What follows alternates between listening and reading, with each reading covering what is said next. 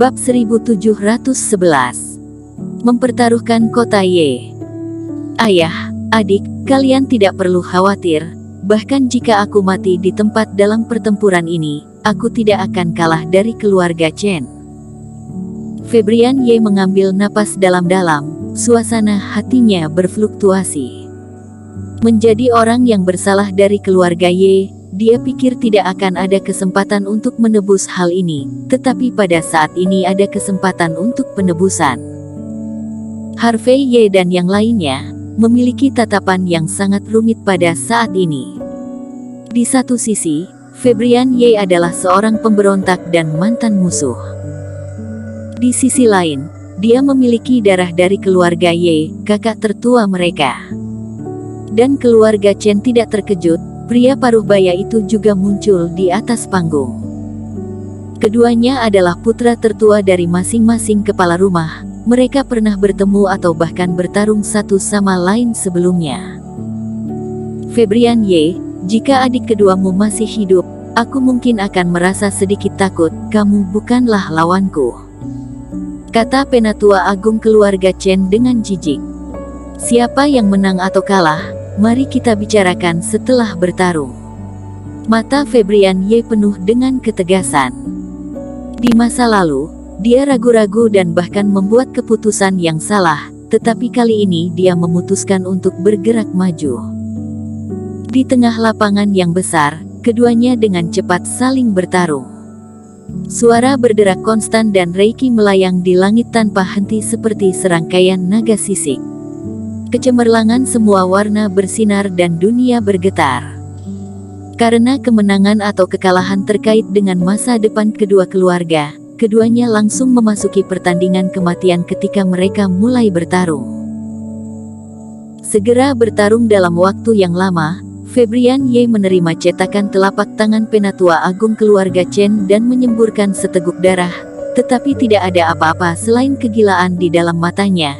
Dua jari membentuk pedang, memadatkan menjadi satu garis, sambil menyemburkan darah, napasnya tiba-tiba menembus dada lawan.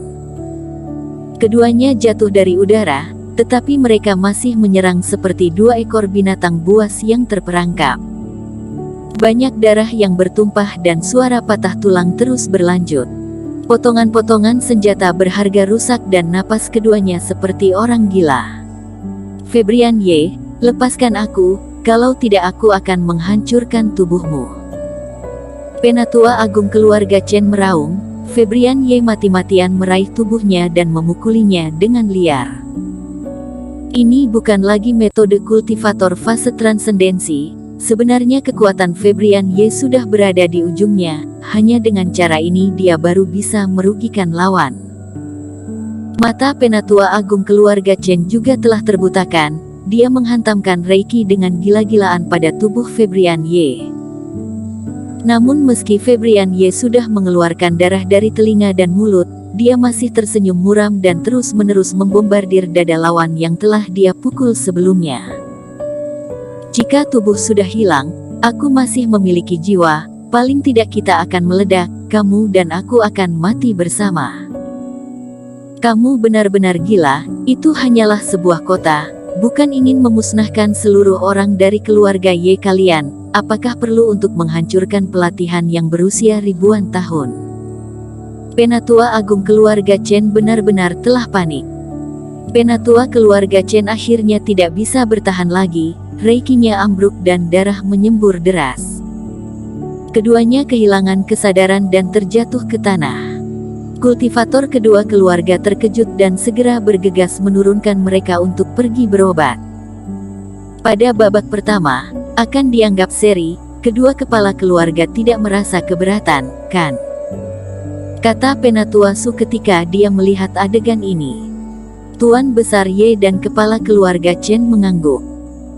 Meskipun penatua agung keluarga Chen yang menang dalam babak itu, namun Febrian Y mengandalkan kegilaan tidak takut mati dan memaksa lawan menjadi koma, mengubah pertempuran menjadi seri. Tidak ada buruknya hasilnya menjadi seperti ini. Jika tidak, setelah dua babak, mungkin akan ada hasil imbang dan perlu bersaing lagi. Kali ini, kemenangan akan langsung ditentukan pada babak ini. kata Penatua Su. Ketika babak selanjutnya dikonfirmasi, semua orang di tempat kejadian fokus pada Eric Qin dan Yofian Hu. Jika Eric Qin menang, maka keluarga Ye tidak hanya akan selamat dari krisis, tetapi juga menikmati 1 abad kedamaian. Tetapi jika Eric Qin kalah, kota Nangwo akan menjadi milik keluarga Chen, bahkan keluarga Ye tidak berhak memintanya. Eric Qin, aku tidak menyangka aku akan seberuntung itu hari ini. Yofian Hu tiba-tiba terbang di atas lapangan, menatap Eric Qin dengan ekspresi dingin di wajahnya. Aku tidak hanya dapat membunuhmu untuk membalas penghinaan sebelumnya, tetapi aku juga dapat membuat kedudukan keluarga Ye menurun karena kamu. Tuhan benar-benar tidak jahat padaku. Oh, sekarang kamu masih berterima kasih atas bantuan Tuhan, tetapi kamu akan membencinya setelah beberapa saat ke depan. Raut wajah Eric Qin masih tetap tenang, sama sekali tidak menempatkan Yofian Hu di dalam matanya. Seperti yang dipikirkan oleh orang-orang keluarga Ye, dia dapat membunuh puncak ranah fase transendensi. Tidak sulit bagi Eric Qin untuk mengalahkan Yofian Hu. Faktanya, selama perselisihan di dalam keluarga Ye, Eric Qin bukannya tidak pernah membunuh peringkat ke-8 fase transendensi. Namun Eric Qin sangat percaya diri, Yofian Hu juga merasa bahwa dirinya pasti akan menang. Penatua Su, aku memiliki 1 permintaan lagi. Yofian Hu melengkungkan tangannya. Jika pertempuran ini dimenangkan olehku, aku menginginkan tas penyimpanan orang ini. Mata Yofian Hu berkedip keserakahan. Ketika dia berada di paviliun Jubao, dia memperhatikan bahwa tingkatan Eric Qin cukup tinggi. Rosalie sampai sedemikian rupanya membantu Eric Qin dan sangat mematuhi ucapannya. Hal ini sudah terlihat jelas. Dapat diperlakukan seperti ini oleh paviliun Jubao berarti Eric Qin pasti memiliki banyak koin roh dan banyak sumber daya.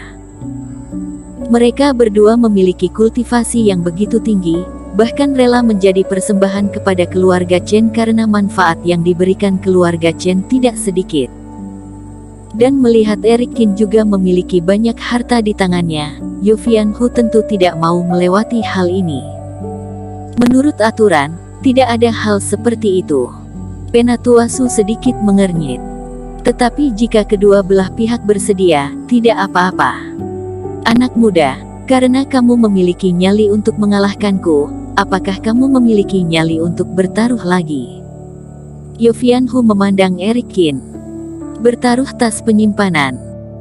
Eric Qin mencibir, kamu kultivator yang menghabiskan sepanjang hari tanpa melakukan apa-apa. Untuk apa mempertaruhkan tas penyimpanan? Aku tidak tertarik dengan barang-barang pada dirimu. Apakah kamu takut? Yofian Hu mengejek. Tidak, maksudku, jika ingin bertaruh, maka bertaruhlah yang lebih besar. Eric Qin melihat melewati Yofian Hu dan jatuh pada Kendro Chen. Karena aku ingin meningkatkan hal yang dipertaruhkan, aku pikir kapal harta karun keluarga Chen tidak buruk dan cocok untuk kuberikan sebagai hadiah. Apakah kalian berani bertaruh? Sombong sekali, kamu tidak memiliki syarat untuk menggunakan barang ini sebagai taruhan. Selain itu kamu juga menginginkan kapal harta karun keluarga Chen, kamu benar-benar telah gila. Mendengar itu, orang-orang dari keluarga Chen semuanya mengubah raut wajah mereka dan ada suara keras. Kapal harta karun keluarga Chen dibangun sepenuhnya dengan sendirinya, sama seperti kolam suci keluarga Ye, yang butuh ribuan tahun sampai menguras tenaga keluarga untuk mendapatkan perahu roh yang luar biasa dan berkualitas luar biasa ini. Benda ini tidak hanya memiliki banyak kegunaan magis, tetapi juga mewakili fasad keluarga Chen dan Eric Qin malah menginginkan kapal harta karun ini, yang membuat mereka benar-benar merasa sangat marah. Permintaan saudara benar-benar sangat besar, tetapi jika kamu menggunakan kapal harta karun sebagai alat tawar-menawar, kamu harus memiliki alat tawar yang sesuai. Kendro Chen mencibir. Barang-barang di tubuhmu tidak layak untuk dipertaruhkan dengan kapal harta karun keluarga Chen-ku. Lalu apa yang kamu inginkan? kata Tuan Besar Ye. Dia juga melihat bahwa Erik Kin memiliki beberapa pemikiran tentang kapal harta karun ini dan dirinya sudah pasti akan bekerja sama. Aku menginginkan banyak hal, apakah keluarga Ye tidak mengetahuinya? Kendro Chen mencibir. Sudahlah, jangan buang-buang waktu, cepat putuskan hasilnya. Dia merasa bahwa pada saat ini, kedua belah pihak benar-benar terlibat dalam adu mulut yang tidak berarti. Kota Ye, jika Tuan Qin kalah, aku akan memberikan kota Ye padamu mewakilkan keluarga Ye, bagaimana? Ucapan Tuan Besar Ye ini sangat mengejutkan. Tuan Besar Ye, apakah ucapanmu serius? Senyum Kendro Chen membeku, napasnya tiba-tiba naik dan suaranya penuh dengan kesungguhan. Dia merasa sedikit tidak percaya. Apakah Tuan Besar Ye ini sudah gila? Demi menyenangkan hati letnan, dia bahkan sampai mempertaruhkan tanah leluhur keluarga Ye. Bersambung.